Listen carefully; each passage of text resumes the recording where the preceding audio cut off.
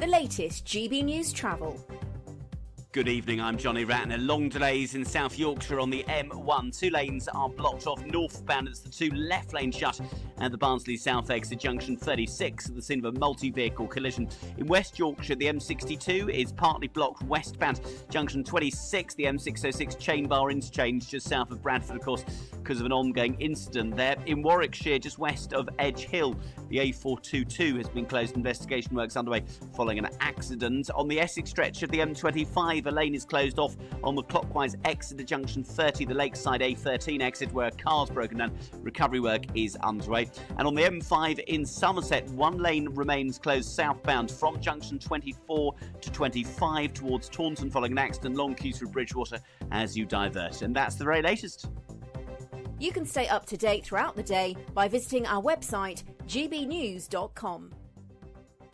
This is the final week to grab your chance to win Christmas on Us this year. There's £20,025 in tax-free cash. There's £5,000 to spend on gifts for all the family. There's £500 to spend in your favourite supermarket. And a festively themed GB News goodie bag. We'll get it all to you in time for the big day. For another chance to win, call 0903 681 3232. Calls cost £2 plus your network access charge. Text cash to 63232. One entry costs £2 plus one standard network rate message, or text bonus to 63232. 5 entries cost £5 plus one standard network rate message. You can enter online at gbnews.com/win. Entries start from just £2, or post your name and number to GB09 PO Box 8690 Derby DE1 9TT. UK only. Entrance must be 18 or over. Lines close at 6 p.m. on the 22nd of November. Please check the closing time if listening or watching on demand. Good luck. This is Britain's Newsroom, where your voice matters. It's just astonishing. With expert analysis and honest opinion, we don't just keep you informed. We bring you unique perspectives you won't see anywhere else. Can't argue with any of that. When the news happens, it happens here. On Britain's Newsroom, weekdays from 9:30 a.m. Only on GB News.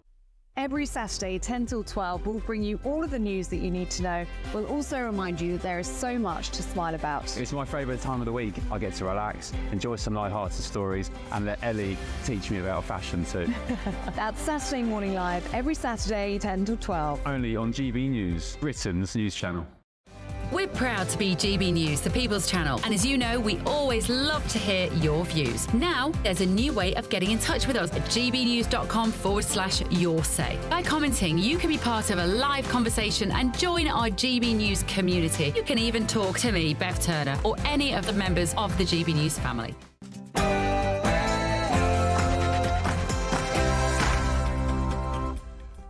Hello there, it's 6 o'clock. I'm Michelle Dewberry, and this is Dewbs & Co. What a day, ladies and gents. Farmer v Starmer. Did you see the huge rally today? It saw farmers from across the land descend on London with a simple message. Please, Keir Starmer, cancel your government's inheritance plans when it comes to farming. So should they? Or not. And it's also time to reset relationships between the police and the public. There's been an extra £500 million allocated to that, but is it enough? And did you know that today is International Men's Day? No? Well, I forgive you because it's barely received any coverage at all, but get this. Across the world, a man dies by suicide every single minute of every single day. That's 60 men dead by the time my programme will end. So we need to talk about men, their roles in society, their often vilification of them, their often denied access to their children, their mental health, and so much more. There is lots to discuss.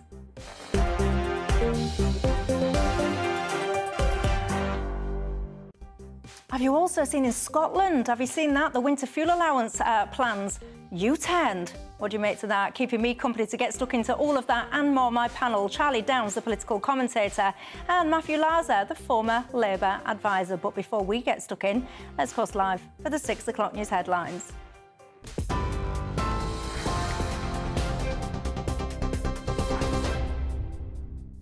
Thank you, Michelle. The time is just after 6 o'clock and these are your latest headlines. Farming leaders have accused the Chancellor of refusing to engage with them over controversial changes to inheritance tax. That's as thousands of farmers have marched on Westminster today. First unveiled in Rachel Reeves' budget, the plans to impose inheritance tax on farms worth more than £1 million have sparked fury among rural communities. However, Environment Secretary Steve Reid says due to inheriting a £22 million black hole from the previous government, Labour had no choice. This government's commitment to farming and to farmers is absolute. That's why we've allocated £5 billion to farming in the budget. That's the biggest amount of money in our country's history for sustainable food production. But we have to plug that £22 billion black hole in our public finances, otherwise we can't fix our public services like the broken National Health Service. So it's only right that we've had to ask the wealthiest landowners and the biggest farms to pay their fair share. But I would emphasise only around 500 farms will be affected. The vast majority of farmers will pay no more under the new scheme than they do under the current one. Speaking at the protests earlier today, TV presenter and farm owner Jeremy Clarkson said Rachel Reeves has used a blunderbuss to hit farmers. If she'd have wanted to take out the likes of James Dyson and investment bankers and so on, she would have used a sniper's rifle. But she's used a blunderbuss and she's hit all this lot. It was, as I understand it, it was a very rushed last-minute decision. And I think, you know, we all make mistakes in life, and I think it's time for them to say, you know what, we've cocked this one up a bit and back down. That's my view. Meanwhile, following widespread snow and ice today, the UK is preparing for further bad weather over the coming days. A new ice warning has now come into force for much of southern England, the Midlands and eastern Wales, which will remain in place until 10 o'clock tomorrow morning. That's alongside several other warnings for snow and ice issued across the UK, as the Met Office has issued warnings that vehicles could be stranded, power cuts may occur and rural areas could be cut off. In order to prepare, many areas of the UK will be putting measures such as gritters in place in order to minimise any further disruption. Earlier, a councillor in North Yorkshire spoke to GB News about the county's preparations for the predicted snowfall. Our winter operation is in full swing. We're working around the clock to keep our roads open and safe for the North Yorkshire public. We have a team of 200 people involved in our winter maintenance programme, 100 gritters, snow blowers, farming contractors as well, who are working to support us in the most remotest parts of our very vast county. For now, those are your latest GB News headlines. I'm Sophie Reaper. More from me in the next hour. For the very latest GB News direct to your smartphone, sign up to News Alerts by scanning the QR code or go to gbnews.com/alerts.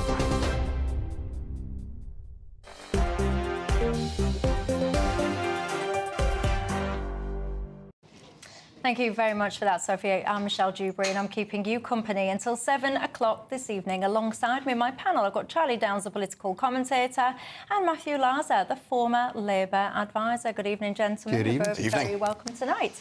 As ever, every single one of you at home, what's on your mind today? Boy, it's been quite a day, hasn't it? You can get in touch with me all the usual ways. Email me, gbviews@gbnews.com. You can tweet or X me, or of course, you can go to the website, gbnews.com/yoursay, where you can talk to me and to each other's. And if you're going out, don't worry, you can take me on your radio with you. What a treat. So much that we need to discuss tonight. Have you seen what's gone on in Scotland when it comes to the cuts to the winter fuel allowance? That has been U-turned. I'll come on to that in probably just after this, actually. I'll talk to you about farmers first of all, because farmers, it was indeed Farmer v Starmer today, wasn't it? Farmers from across the land, they descended on to central London. Why? All about this situation when it comes to the inheritance tax.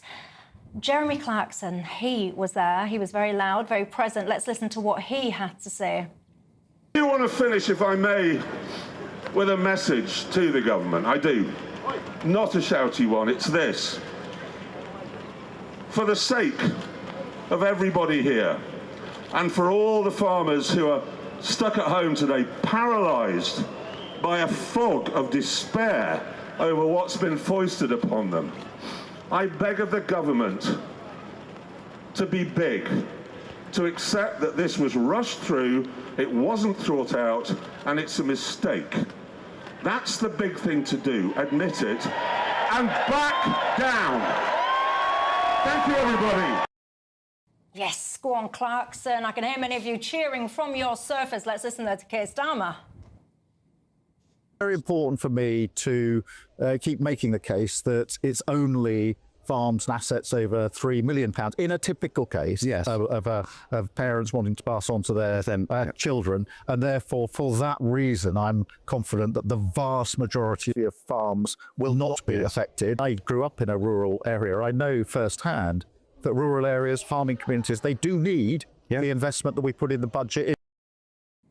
I mean, this has all turned into a bit of a mess because, according to the Treasury, hardly any farms will be affected. According to things like the National Farmers Union and even DEFRA, most of them apparently will. Charlie Downs, what do you think should happen next?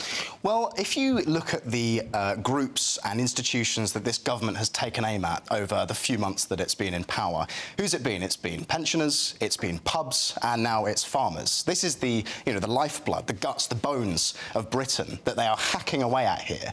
And what we've seen today, these scenes out of London, especially with Clarkson delivering that quite rousing speech, it's like something out of some sort of historical drama, because then you have, on the other hand, this cold, unfeeling figure of Keir Starmer just ploughing on ahead with his plans, completely disconnected from the public in general, and seemingly unwilling to compromise on any of his highly destructive policies. Do you think he should compromise on this one? I don't know whether he will, because obviously... He should? Well, I think he absolutely should. I think he should walk the whole thing back entirely. But we've seen that they are prepared to go back on certain policies, like, for example, the smoking ban in pubs. But this, to me, this particular issue with the farmers seems to be far more fundamental in a way that I don't think many people are talking about. Because, again, you look at the priorities of this government, and it does seem to be to transform the United Kingdom even further than it already has been into just an economic zone without much in the way of culture or a sense of home or a sense of belonging. As we spoke about, actually, last time I was on your show. And so, will they go back in it? I kind of doubt it. Should they? Absolutely. Matthew Larser, where are you on there? So I don't think they will go back on it, and I don't think they should go back on it in its entirety.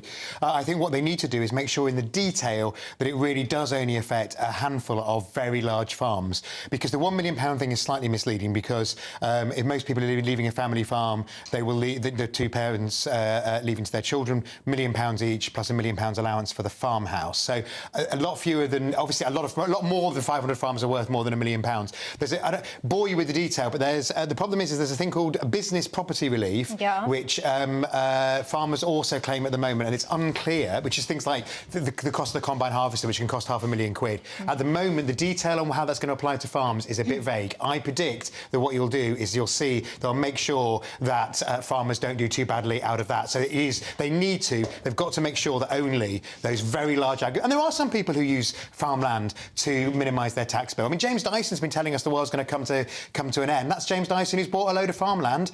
He lives, so that he can minimise his tax bill. Right. So let's perfectly legally. Let's get into, because there's a couple of points I want to challenge you on there. So let's get into a couple of things that you mentioned. So the devil is indeed in the details. So you mentioned, so farmers essentially, they've got two types of tax relief at 100%. So they've got APR, which is the agricultural property relief, and then they've got the business property relief as well. And it seems to me, and I'm an untrained eye, I am not an economist. No. Some would say neither is Rachel Reeves, but that's by the by.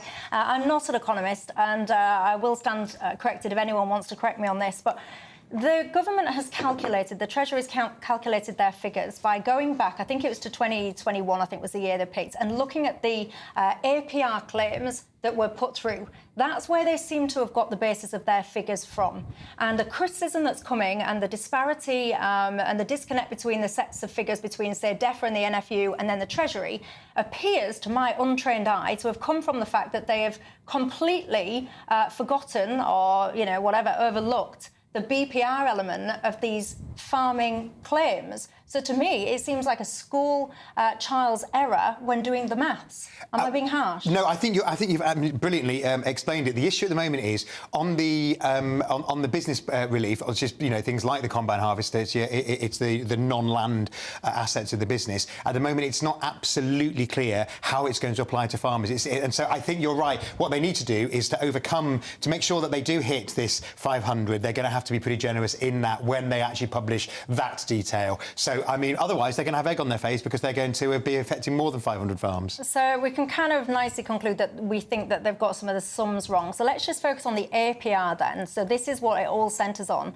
This is an issue that many people have because many rural voters, they turned from Tory to Labour at the last election. And the reason that they did so is that they were told, they were promised that basically there'd be these nice relations, respectful relations and all the rest of it.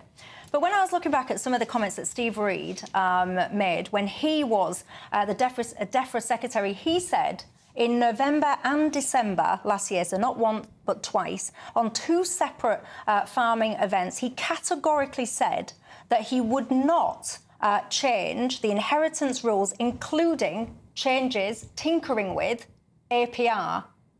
So he has broken that promise, which is why so many people are furious. Look, I can understand the anger, but the problem is that we've had to Labour's had to put up taxes that it didn't want to put up because it's had to fill this huge fiscal black hole that was there. And this is and this isn't even investing the new money in the health service, which it's doing, but it had to fill the gap and then start to sort out public services, which have been hollowed out. So I completely understand why farmers are angry, and I think farmers' voice must be heard. And actually, if there's one silver lining to this, it's I hope that we all think a bit more about where our food comes from and how we look after our farmers. Well, I'll come back to a black hole in a minute, and I am sorry, I am going to bring you back in, Charlie, worry not. But I do want to look at, because so many people, Rachel Reeves, Keir Starmer, they've been doing the rounds talking about how it's only right and proper that these farmers have this tax to raise money for the inheritance tax, for the NHS. Well, let's look at some of the maths then. Look at this tweet that caught my eye as well, because when it comes to this sum of money,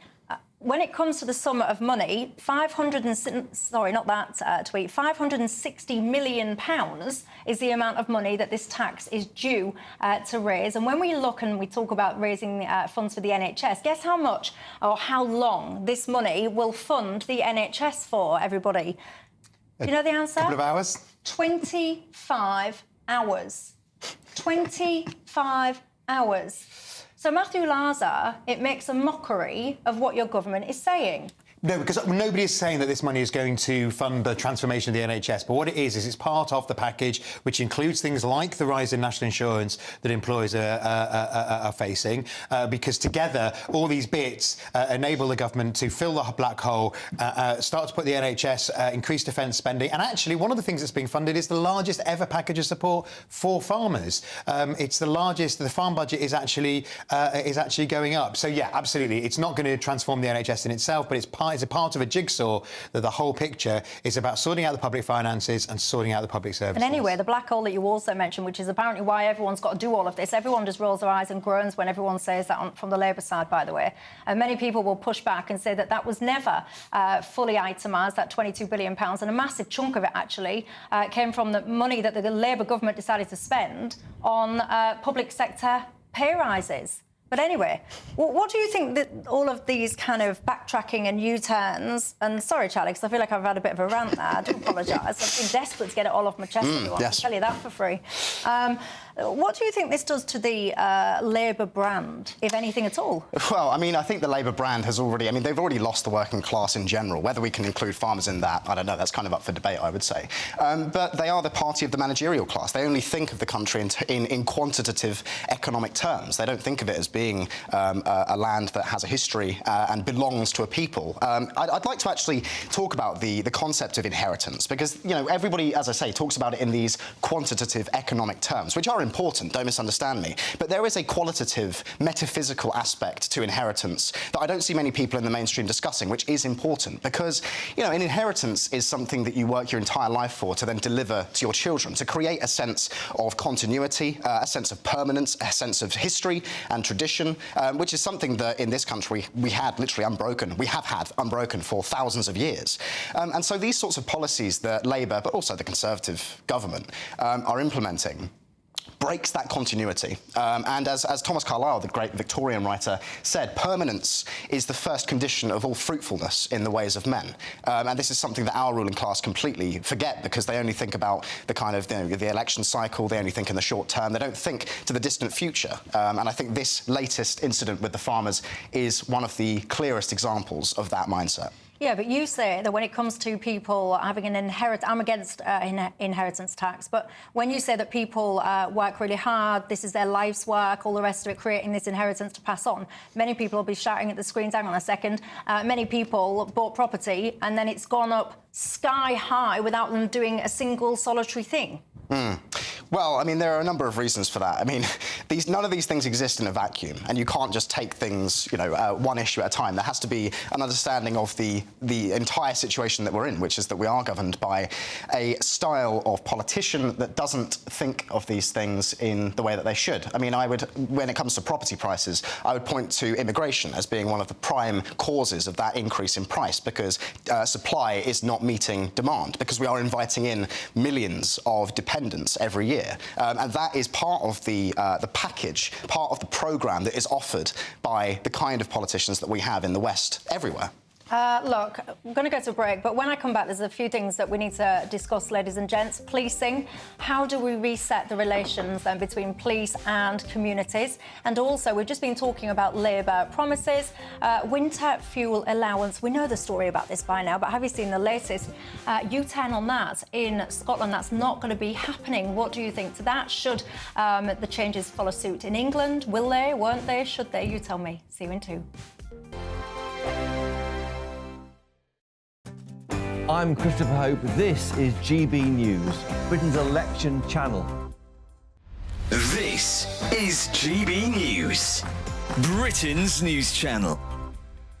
Now we're joined now by Sophia Viraji, the co-founder of the Azealia Foundation, which was created due to the tragic passing of her 8-month-old daughter to leukemia. The foundation is doing some incredible work for children's cancer. Yeah, some really incredible stuff. They've just launched a PhD even where they're funding young doctors to specialise in childhood cancer as, get this, I wasn't aware of this, it's one of the most underfunded areas in the NHS. So not many sectors choose to go down that route, unfortunately. The charity, the foundation, have donated over £1 million worth of equipment to hospitals as well, and we're delighted to welcome Sophia. You've turned a tragedy and grief into triumph, I guess, and something so inspiring. Just tell us about that. Do you recognise that in yourself and the work you're doing? Yeah, I'm here to always honour my daughter and to always continue her name, her legacy, and to support all of these other children fighting against childhood cancer. It was all over social media. I mean, you were, at one point, probably one of the most famous families in this country because of Azealia and Azalia's fight. When you look back now at that time, does it give you comfort that you had so many people behind you? Absolutely. The community that we have got, the humanity that we've seen in the UK and all around the world, in fact, has really touched my heart, and that kindness, love and support has always been the backbone of carrying me through this, to give me hope, to give me belief, and it still inspires me and encourages me till today to continue to do that, to show that light, to show that courage and bravery. GB News, the People's Channel. I'm Christopher Hope. From pop stars to politicians, I'll interview anybody in a pub who's got a political opinion. Join me every Friday on Spotify, Apple Podcasts, YouTube or gbnews.com, or wherever you get your podcasts. This is GB News, the People's Channel. In the GB Newsroom, we bring you the news as it happens. With our team of dedicated journalists across the UK, we're ready to keep you up to date with what's happening every half an hour, every single day. Bulletins here on GB News, the People's Channel, Britain's news channel. Join me, Nana Akweer, for an informative, interactive news programme with a difference. It's fun. No, he didn't say that, though. I'm so surprised. I think there's an element of truth to that. Join me from 3 p.m. every weekend, only on GB News, Britain's news channel.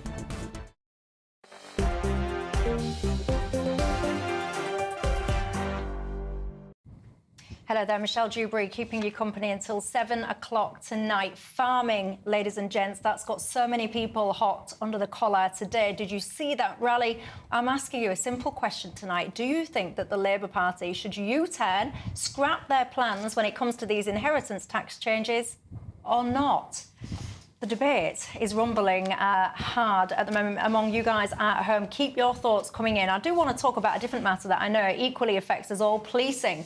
The Home Secretary has promised a £500 million boost for neighbourhood policing. This is all about trying to restore the public's trust in policing and reset relations, if you like, between policing and communities. If I had £1, Matthew Laza, for every time I've heard someone talk about resetting relations with the police, I would have retired not once, but probably about 5 times by now. You and me both, Michelle. I think we could have both afford to retire on... We seem to reset this stuff all the time. Absolutely, and words are not enough. What really gets me about policing is the performance differentials between different police forces. So you can have, police forces that serve very similar areas, so not comparing a rural area with a big city, but you can have a kind of mostly rural county, and it will at one end of the country, but it will do a lot better than another end of the country. Cumbria is one of the world's best police forces. Wiltshire is one of the worst police forces. So one of the things that is in this package today is that the Home Secretary is going to be is basically going to be holding the police his feet to the fire, the chief constables of all the different forces, because it's ridiculous that some with the same challenges are meeting those challenges a lot better than others. So that's really it gets me angry, and I'm glad it's getting Yvette Cooper angry, because it should be getting somebody in government angry that these differences have been allowed to develop. One force needs to learn from another force that's doing a better job why they're not doing as well and start doing as well. Charlie? Well, at least we're seeing left-wingers say fund the police instead of defund the police. That's quite a nice change of pace. But I think that, again, the attitude betrayed...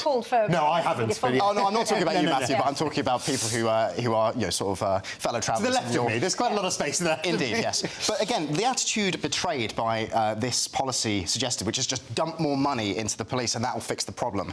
Again, it's just far too simplistic, because I believe that a breakdown in the relationship between the public and the police is more of a symptom of something more fundamental than it is anything else. Because, we used to... I said earlier this week on the channel that the police used to be part of the community, right? You might know your local police officer, on a first-name basis. He'd be somebody you'd recognise, somebody you'd feel comfortable with.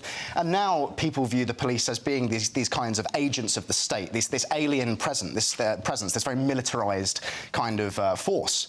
And I think that that's in part because we are in a country whose demographics are increasingly diverse, which inevitably leads to more unrest and conflict, which means that greater militarisation of the police is necessary.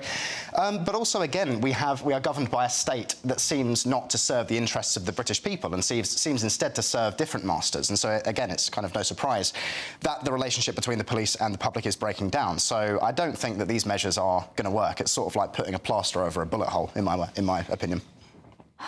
I'm desperate, but I'm not going to. I'm desperate to ask if you think that... No, because I'm desperate to ask whether or not you think we support our police officers, our frontline police officers, sufficiently in this country. I think back to cases like the Chris Cabba one, and the other one I'm thinking about, which is why I'm trying to box careful, is the Manchester airport situation. But for legal reasons, I'm going to shut my mouth on that before I do get myself into trouble.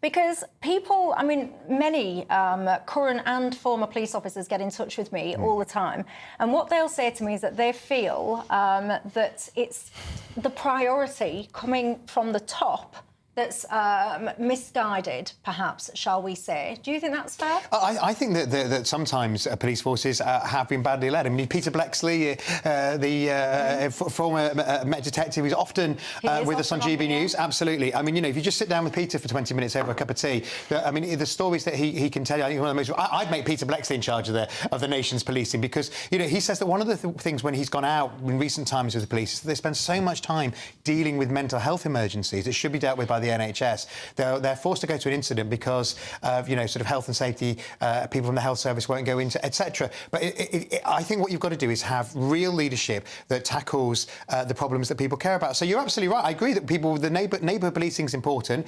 That's what the money is actually there for, is to have assigned officers for neighbourhoods. It's not going to do that. It's not going to... there's only 500 million. That's not enough, but it's a start. And actually, Yvette, one thing... when this government came in, all of those of us in the Labour Party thought, who's going to be up who's going to be down, a bit like Fantasy Football League. You know, who do we think is going to do a good job? And actually, maybe people weren't sure about Yvette. I think Yvette has surpassed expectations because she is passionate about this. I've actually gone out with the police with Yvette, and she's passionate about neighbourhood policing, about people knowing who their local officer is, so that actually people have that direct relationship with the police, and that helps generally the public's respect. I've got to tell you that sentiment is echoed by many viewers out there. This whole notion that Bob is on the beat, that you have a relationship with, is coming through thick and fast as well. Look, you just mentioned mental health there. Did you know, ladies and gents, it's International Men's Day today? You might not have known that because hardly anyone's been speaking about it. Well, I'm going to speak about it after the break. So much we need to discuss here. Grab yourself a cuppa and let's do it. See you in 2.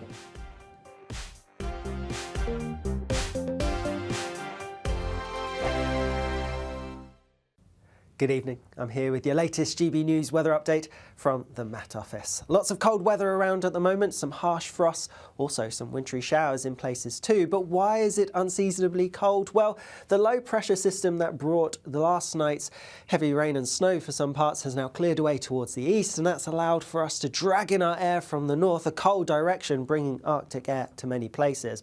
It is quite a clear air mass though, so for many it's actually going to be dry overnight, the exception being in places exposed to that brisk northerly wind where we will see frequent wintry showers with some snow accumulations building up in places and icy patches too. Because of the clear skies and that northerly wind, temperatures plummeting tonight, a widespread harsh frost. Across parts of Scotland, temperatures last night dropped to -11, and it could be even colder than that this coming night, -12 perhaps in some places with lying snow. First thing tomorrow morning, a harsh frost then across Scotland. Watch out for some icy patches and some lying snow in places, particularly towards the north. A similar story across parts of Northern Ireland, down the eastern side of England and also into parts of Wales. Here there will be some fairly frequent showers.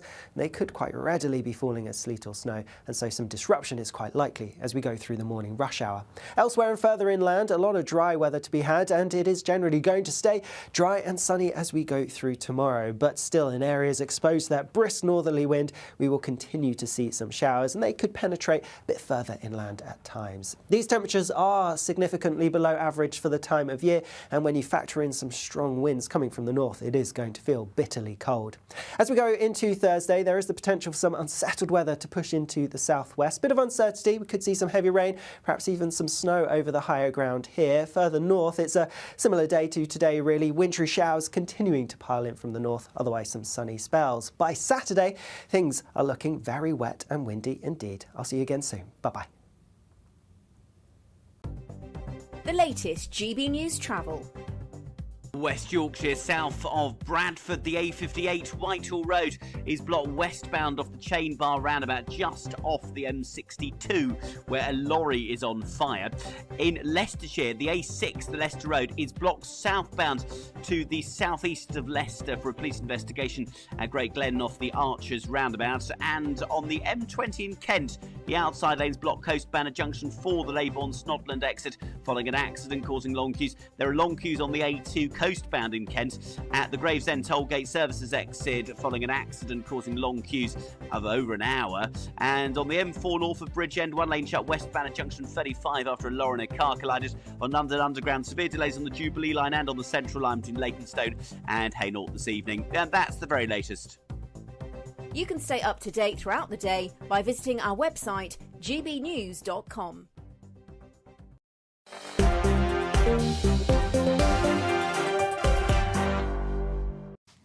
Hello everybody, Michelle Dewberry keeping you company till 7 o'clock tonight. If you're just joining us, my panel tonight, Charlie Downs, the political commentator, and Matthew Larser, the former Labour advisor. We started this programme talking about Farmer v Starmer. I can tell you now, there's a very mixed reaction to this from you guys at home. Stephen says, you're going to upset people with this one, Stephen. He says farmers are a massive drain on society. So it's long overdue that they paid their share. Just instead, he says, of trousering our tax money. He thinks that there's too many subsidies. Oh, Stephen, I hope you're sitting comfortably. You've upset people with that. I can hear them shouting in response. Martin says that farmers have built up millions of pounds on assets, property and plant and so on and so forth over the years due to decades of state subsidy. These payments were made in good faith. He says, but now we want this tax paid by the farmers. End of.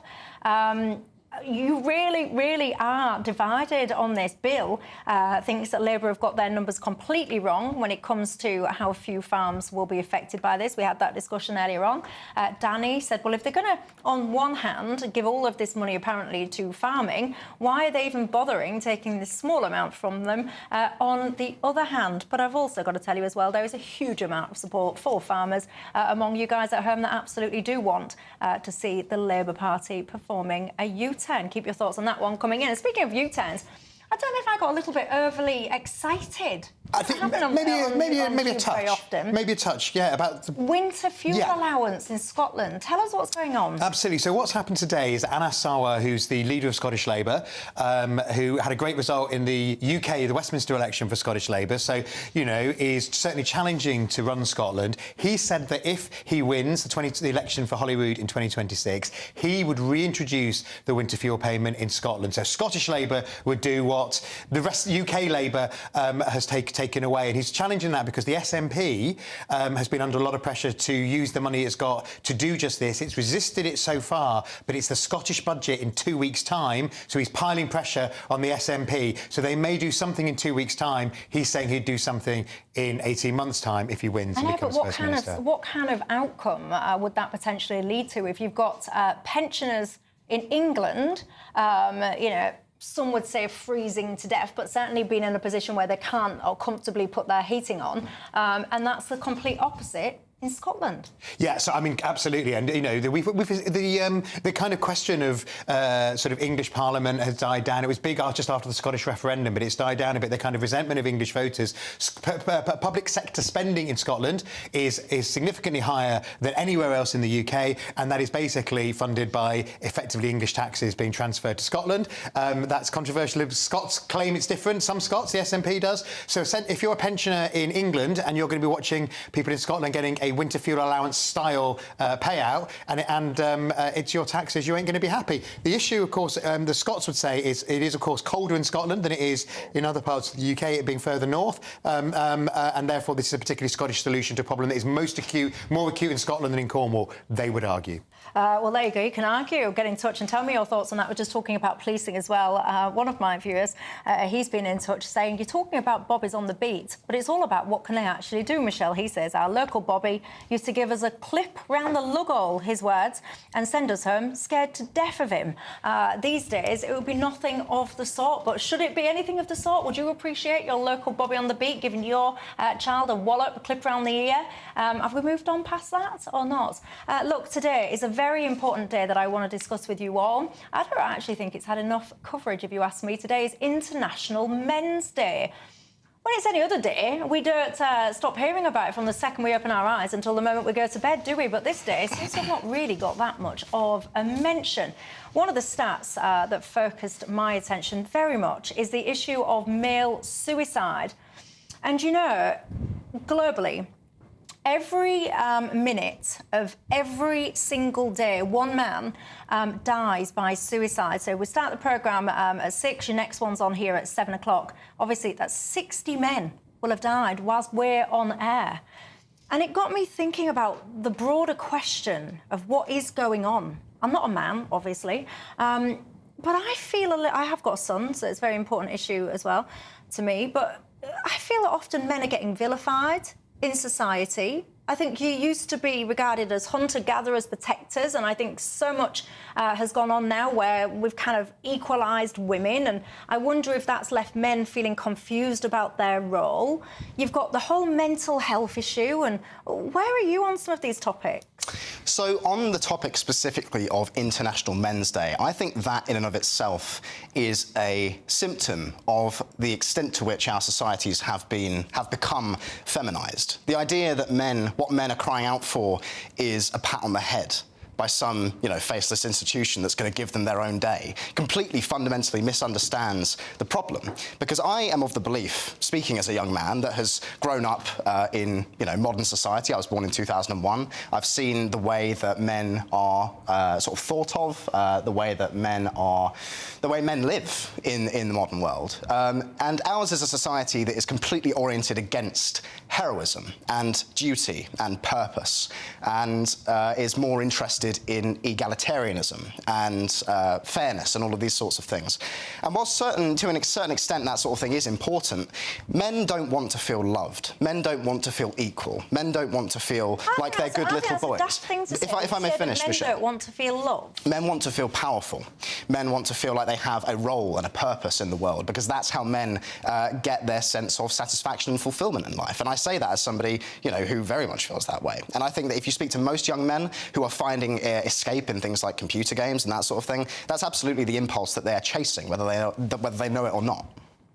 But I find it's this notion that you just told me that you don't think that men, and I mean, I'm a woman, so I don't know why I'm lecturing a man about what men feel. You're woman-splaining to me. Yeah, I'm woman-splaining to you. God, I could get myself kicked off some channels for doing that. But you're telling me that men don't want to be loved, or is it that men don't want to admit that they don't want to be loved? So that they can't admit that they want to be loved. I think men obviously want to be loved, but that's not what they're missing in the modern world. What they're missing is purpose. What they're missing is a cause, something that to do with their lives. Because men are trapped in these air-conditioned, soft-handed offices, chasing spreadsheets and KPIs and goals and that sort of thing. And that's absolutely crushing to the male spirit, because there's no sense of heroism there. It's just completely soulless and without content. Men are biologically built for conquest and, like you said, for hunting and for gathering and for protecting and for fighting. And the modern world is so completely sterilised and without all of this sort of thing that I don't think it's any surprise that men are feeling directionless and without place in modern society. Are you a man at home? Do you feel some of the ways that Charlie's explaining? Matthew, what's your thoughts? Well, I think Charlie... I disagree with Charlie because I don't think all men are built the same way. I think that there's lots of... I mean, the male farmers who've been here today would say that they're not stuck behind an Excel spreadsheet.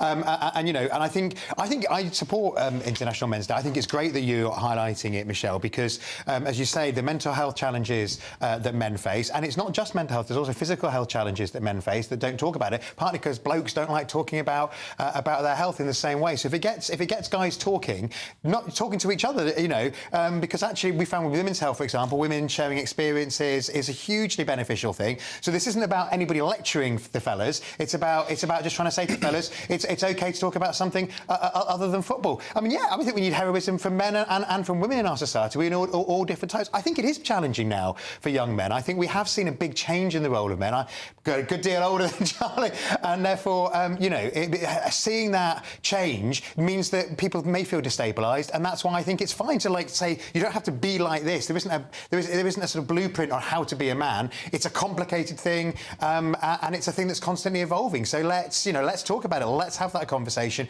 and let's hope that men feel supported to not always be sure and to be themselves. Working it all out. I particularly feel quite sorry for young, white, working-class men, because if you look across society now, there is such an agenda, which is diversity, equity, inclusion, all the rest of it. And I imagine that if you're a white, working-class man, that you're probably seen as being at the back of the queue. I don't know, say if it's a job opportunity or whatever, because so many places want to tick all the different boxes and so on and so forth.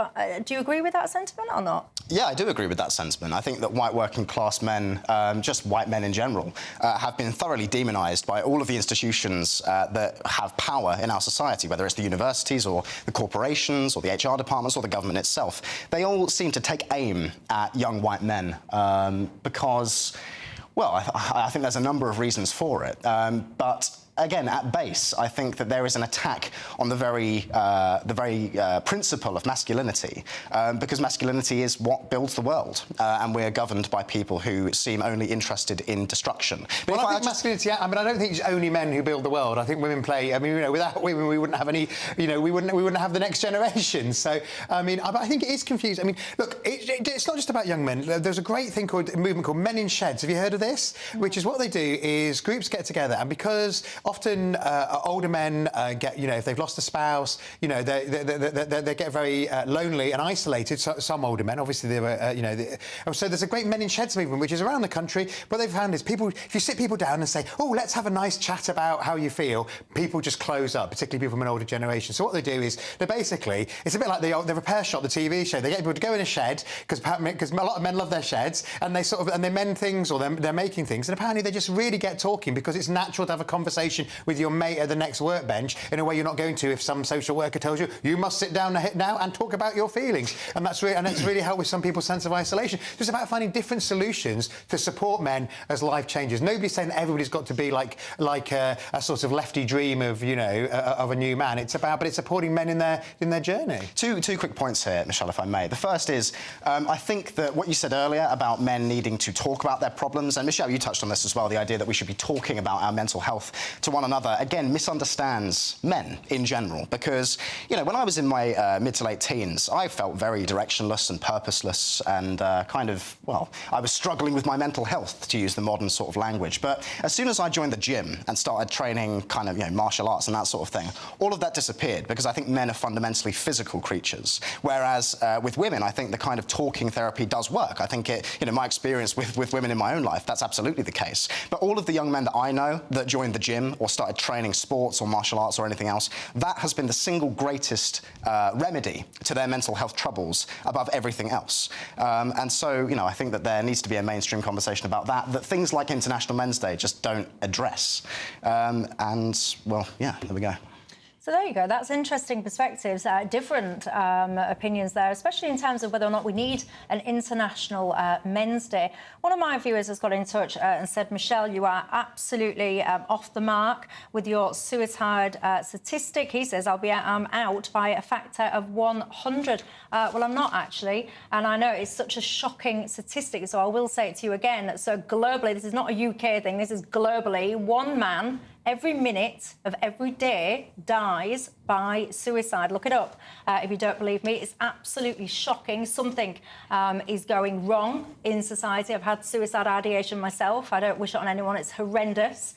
How do we fix it? How do we fix that challenge? You get in touch and tell me. Let's carry the conversation on about men then, because apparently what we need in Britain, says Liz Truss, is a Donald Trump. Do we or not?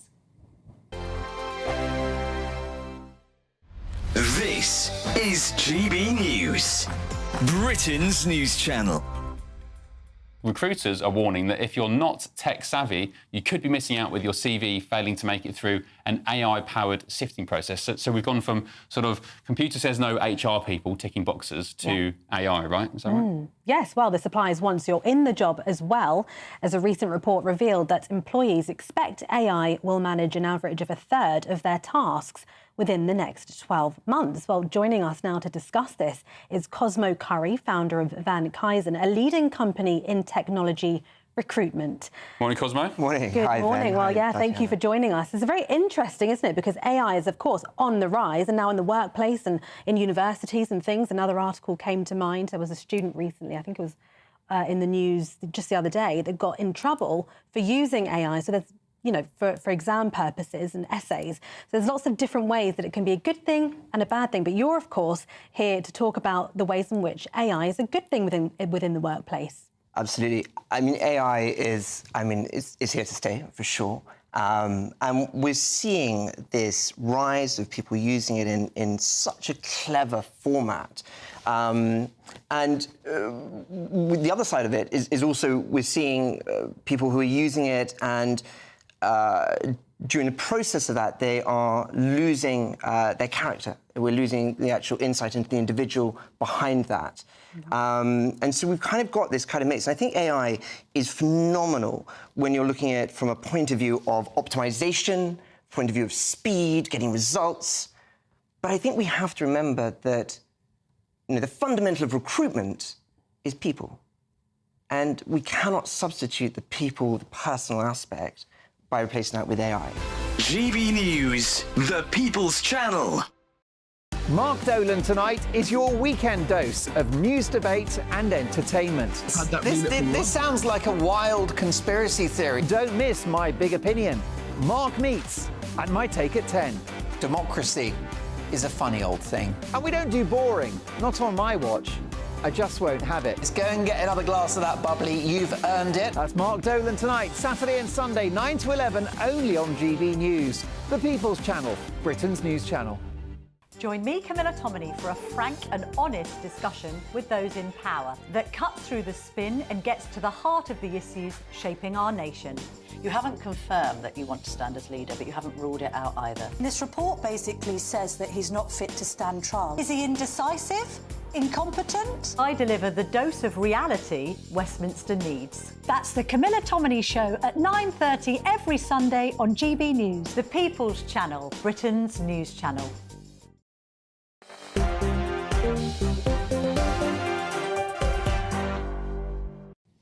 Hello there, I'm Michelle Dewberry. Till 7 o'clock, Charlie Downs and Matthew Laza remain alongside me. Look, I do want to just revisit again the conversation that we're having about International Men's Day, a crucial topic. I'll repeat my shocking statistic again.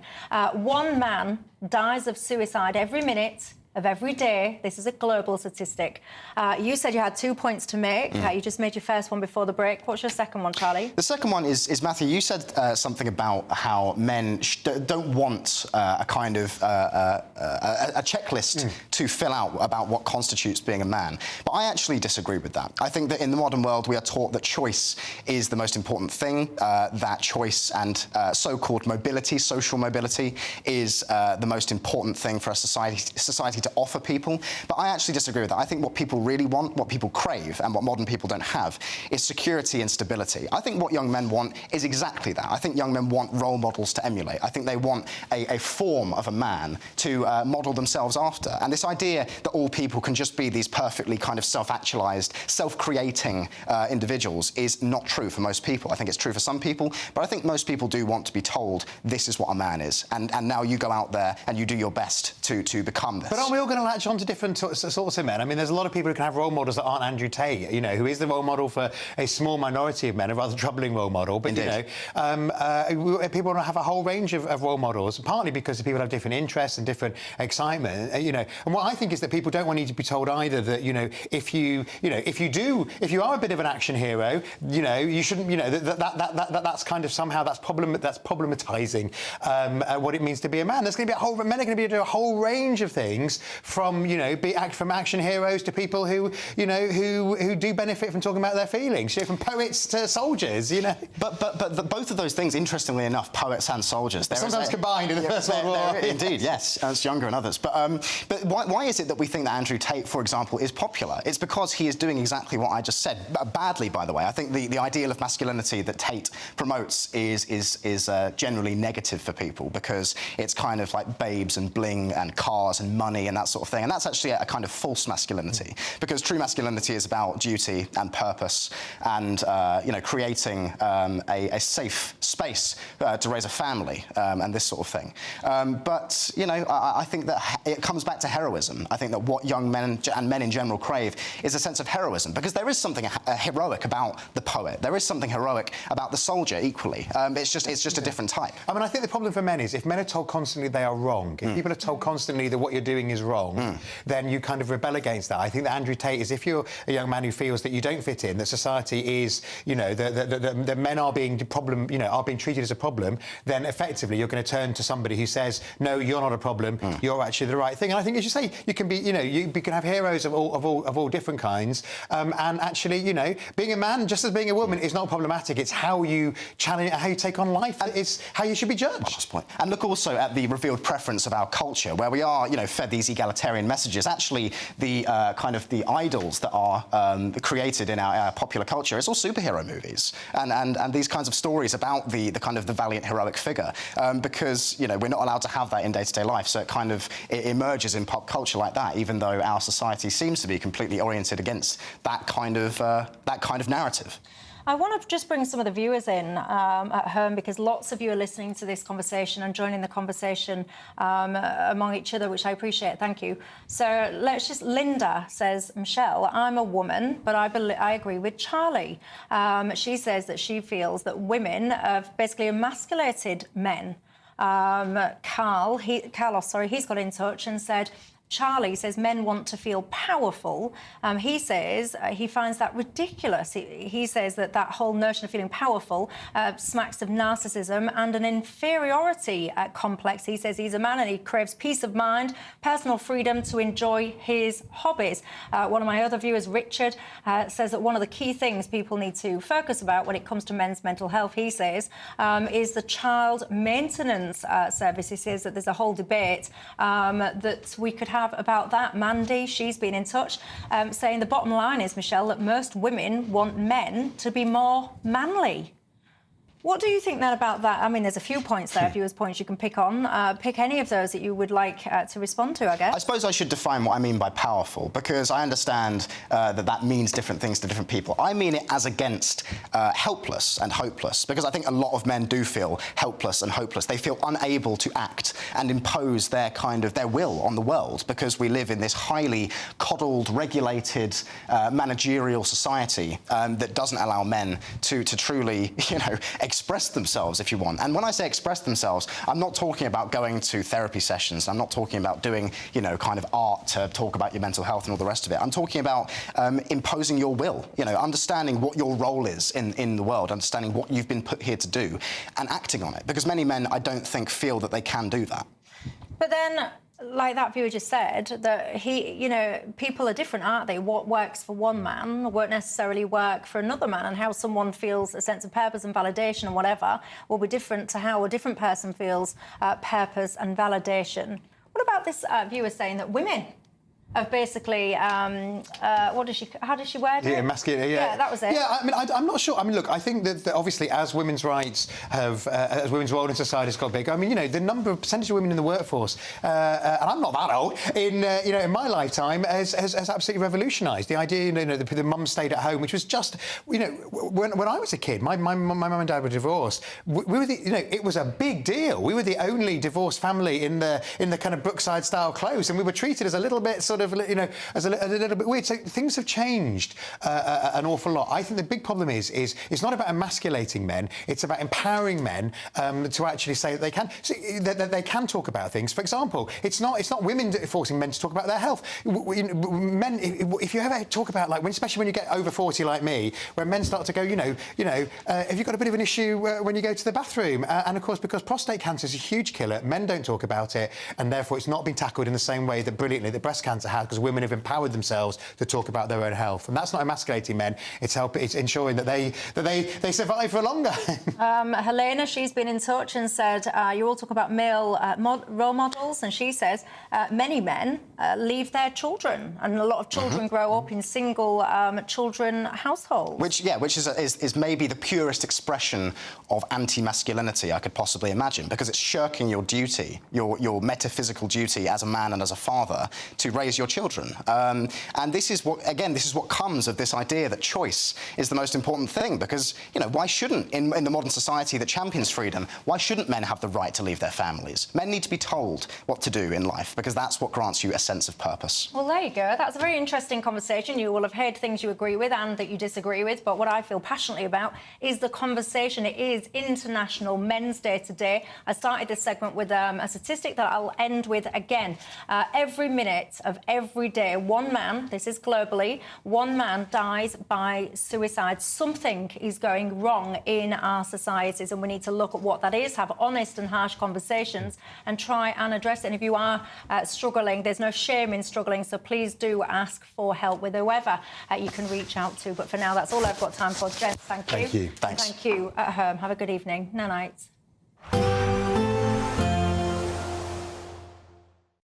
We'll see a cold snap, which will quickly develop into a warm front. Boxed Boiler Repairs, sponsors of weather on GB News.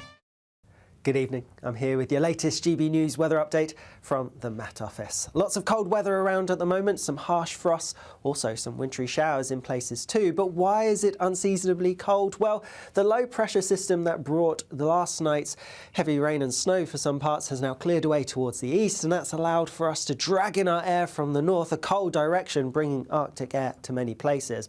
It is quite a clear air mass though, so for many it's actually going to be dry overnight, the exception being in places exposed used to that brisk northerly wind where we will see frequent wintry showers with some snow accumulations building up in places and icy patches too. Because of the clear skies and that northerly wind, temperatures plummeting tonight. A widespread harsh frost across parts of Scotland. Temperatures last night dropped to -11, and it could be even colder than that this coming night, -12 perhaps in some places with lying snow.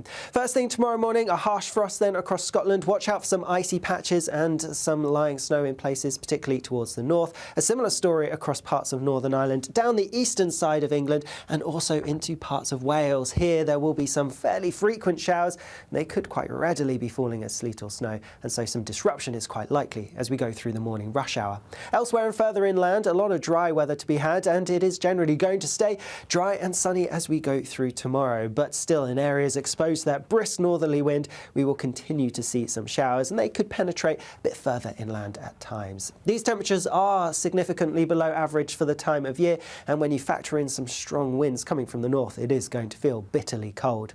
As we go into Thursday, there is the potential for some unsettled weather to push into the southwest. Bit of uncertainty. We could see some heavy rain, perhaps even some snow over the higher ground here. Further north, it's a similar day to today, really. Wintry showers continuing to pile in from the north, otherwise some sunny spells. By Saturday, things are looking very wet and windy indeed. I'll see you again soon.